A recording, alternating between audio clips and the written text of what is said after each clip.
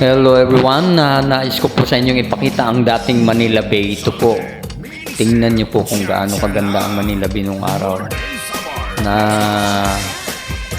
Napakaganda ng sunset kasi wala pang mga nakakatakip na mga na-reclaim na dagat. Hindi pa nare-reclaim yung karagatan ng Manila Bay. Ito po ang itsura niya nung araw. Napakaganda po mga kaibigan, hindi po ba? Very relaxing, ang ganda po ng sunset, ang ganda ng view.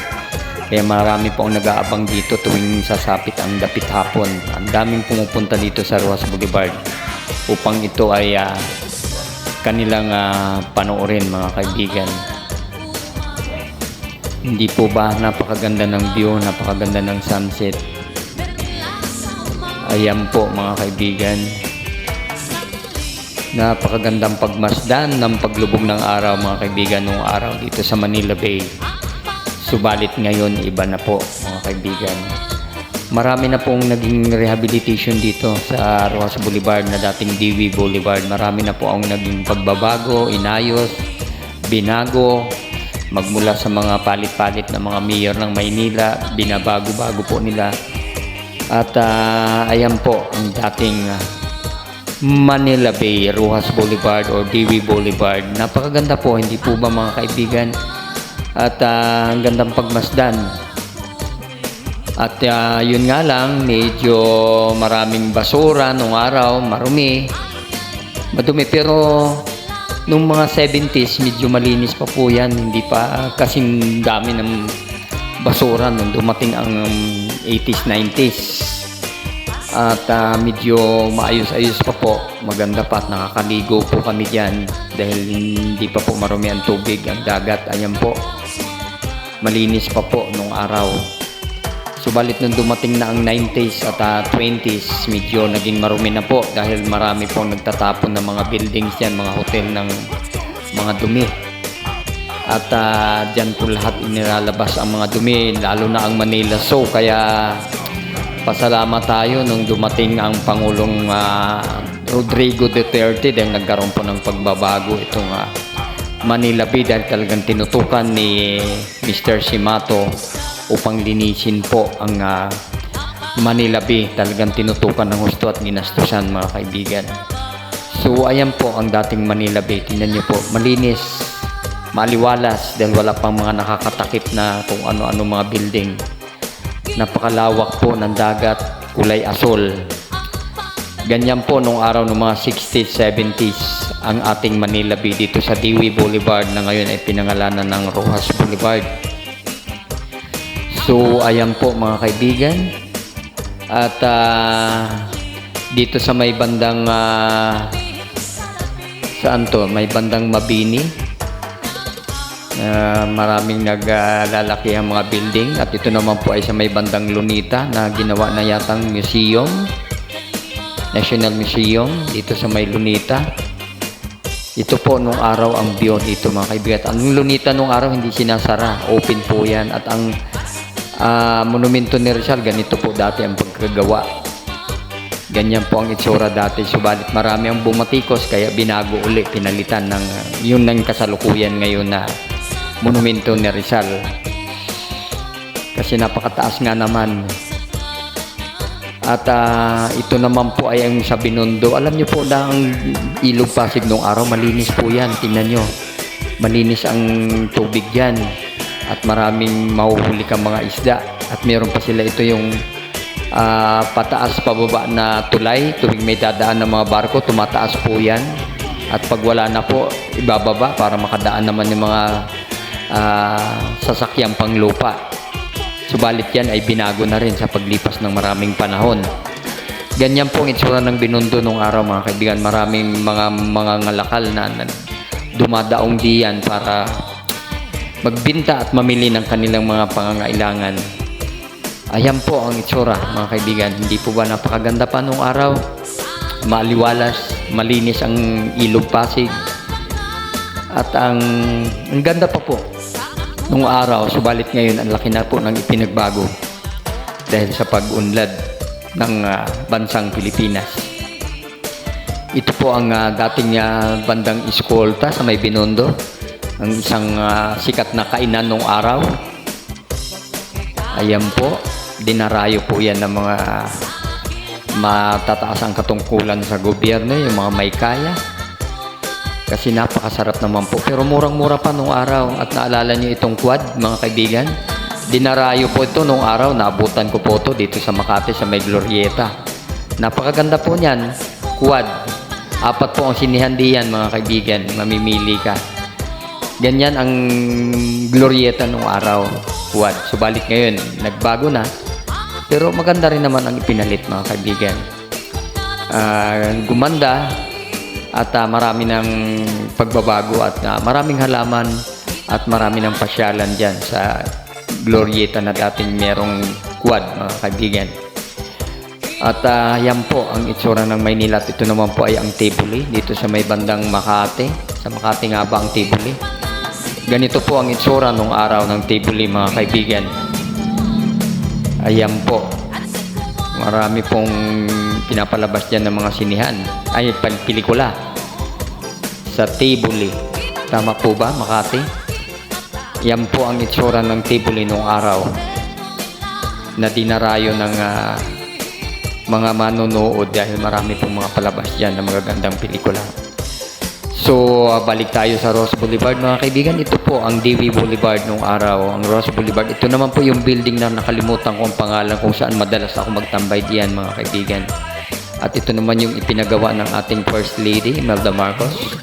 Ito yung Folk Arts Theater, Cultural Center of the Philippines. At ito ang Maynila. At naabutan niyo po ba yung Love Bus na yan? Ayan po, yung Love Bus na proyekto ng dating Pangulong Marcos. At ito naman ang Quiapo, kung saan naroon ang Mercury Drug. Ito ay ang sa may bandang Quiapo. Ideal Theater. Ngayon wala na po ang Ideal Theater. Sa Quiapo po ito. At ito naman po ay sa Santa Cruz, yung kung saan nariyan ang Comtrust. At ang Jollibee, alam niyo po nung araw ang Jollibee, ang Chicken Joy ay 8.95 lamang. 8 pesos and 95 centavos. Napakamura po, mga kaibigan. Ang laki ng pagbabago, no, mga kaibigan. At ito naman po ang Lunita. At ang pamasahe nung araw, 20 centimos lang. At ito ang uso na taxi nung araw, yung tinatawag na harabas. At ang mura-mura pa ng mga pamasahe nung araw, mga kaibigan, 20, 40, ganun po ang bayaran sa taxi nung araw. 20 centavos at 40 centavos. At ang pamasahe naman minimum sa mga jeepneys ay 20 centavos. Napakamura nung araw. Ito ay taong 74, 72. Nariyan na po ako sa Quiapo nung araw, mga kaibigan. Kasi batang Quiapo po ako. At ito, balikan natin ang Rojas Boulevard, ang DV Boulevard. Tingnan nyo po. Ang dami laging nagtatambay ng mga tao. May mga naliligo kasi hindi naman bawal nung araw. At ito naman sa Lunita. Naalala nyo po ba itong wall, halamang clock, garden clock? Subalit wala na po ngayon yan. Ito naman sa likod ng grandstand kung saan naliligo kami. At malaya kami nakakaligo dyan. Wala pa yung ano ba yun? Yung aquarium na malaki. At ito naman yung planetarium na may fountain. Sayang po, wala na po lahat yan. Inalis na. Talagang sa pagbabago ng panahon, binago, tinanggal. Ito naalala ko po to. Sa baba niyan, pwede kang mag-skating rink. Kasi skating rink po yan. Pwede kang mag-skating dyan.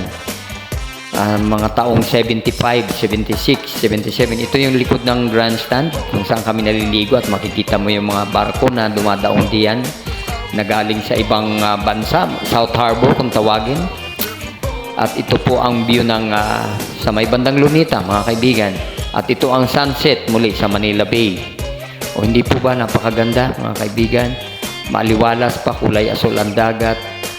At medyo hindi pa gaano marumi nung araw, mga kaibigan. Tingnan nyo naman, maliwalas, malawak, wala pang nakakatakip ng mga building, wala pang nagre-reclaim. At subalit, pagdating ng mga 90s, 20s, ito na po ang nangyari. Ang dami ng kalat, ang dami ng basura, at nagkaroon nga po ng clean up drive. At isa po ako sa nakatulong din sa pag-clean up yan. Sumali po ako, lalo na nung panahon ni Pangulong Duterte. Dahil inayos nila, talagang hinigpitan nila, pinagbawal na ang pagtatapon ng kung ano-ano. At ang Manila Sunga, pinagbawalan na rin na magtapon dyan ng mga dumi na nanggagaling sa Manila. So kaya naging marumi ang dagat ng Manila Bay. So ayan, nagtulong-tulong po. Isa po ako sa tumulong dyan sa paglilinis, mga kaibigan.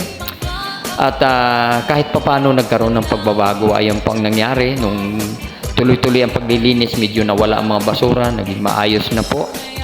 Gumanda po mga kaibigan, subalit ang tubig marumi pa rin at bawal maligo dahil umitim. Tingnan nyo po, nangitim. Dahil sa dami na nagtatapon ng mga building dyan, mga CR nila dyan, lumalabas ang mga drainage system. So ayun po mga kaibigan ang itsura ng Manila Bay nung araw. At tingnan nyo po, nung araw, nung 70s, kulay asul pa po yan. Nung 60s, malinis pa po pati ang Ilog Pasig. Subalit nung 20s na at 90s, ayan na po. Dami na pong kalat, daming basura. Marami pong tumitira dyan ng mga homeless, mga nag-i-squat. At yun nga, nagtulong-tulong na, maglinis. Tinuloy-tuloy po ang paglilinis dahil nga sa talagang naghigpit na ang kasalukuyang gobyerno nung araw ni Pangulong Duterte na kailangan linisin na, tutukan na at pagandahin, ibalik ang dating ganda ng Manila Bay na sadyang nakatulong naman po dahil luminis po at nabawasan po ang mga basura. Tingnan niyo po, nagkaroon po ng pagbabago mga kaibigan. Gumanda, nawala ang mga basura, umaliwalas at medyo hindi na mabaho na katulad nung dati. Yun nga lang, marumi ang tubig, maitim po siya at maburak, pero nilinis po yan nung panahon ni Simato at Pangulong Rodrigo Duterte. Talagang inalis nila, hinigop yung mga burak yan, nilinis. At yun nga po, nilagyan po nitong Dolomites na nakatulong po na maganda. Nagkaroon po ng pagbabago dito po to sa malapit sa US Embassy. Gumanda po, luminis, umaliwalas at marami po ang natuwa. At isa na ako sa natuwa dahil ang laki po ng ipinagbago mga kaibigan.